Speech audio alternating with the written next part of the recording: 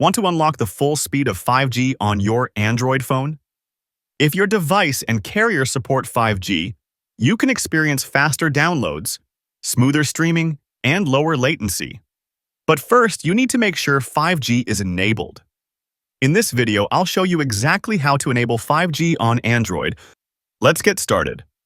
5G offers much faster internet speeds than 4G, making it perfect for streaming, gaming, and browsing without lag. However, even if you have a 5G-capable phone, you might not be connected to 5G if the settings are not configured correctly. You need to make sure your phone, SIM card, and carrier plan all support 5G before enabling it. To check if 5G is enabled on your Android device, start by opening the Settings app.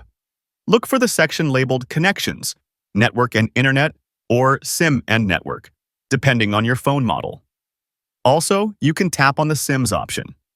Tap on the SIM you want to activate the 5G network. Inside this menu, find the option for preferred network type or network mode. Tapping on this will show a list of available network options. If 5G is available on your device, you should see an option labeled 5G or something similar. Selecting this option ensures that your phone will automatically switch to 5G when available while still being able to use 4G or 3G in areas where 5G coverage is weak. If you still don't see the option for 5G, your carrier might not support it in your area, or you may need to update your phone's software. Go to Settings, tap Software Update, and check if any updates are available. Some phone manufacturers release updates to enable 5G on certain models, so keeping your phone updated ensures that you have the latest network compatibility. For users who want to check if they are connected to 5G, you can do this by looking at the status bar at the top of your phone.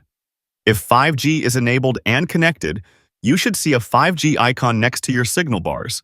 If you only see 4G or LTE, your phone is either out of 5G coverage or has not switched over yet. If at any time you want to switch back to 4G, simply return to the network mode settings and select 4G instead of 5G.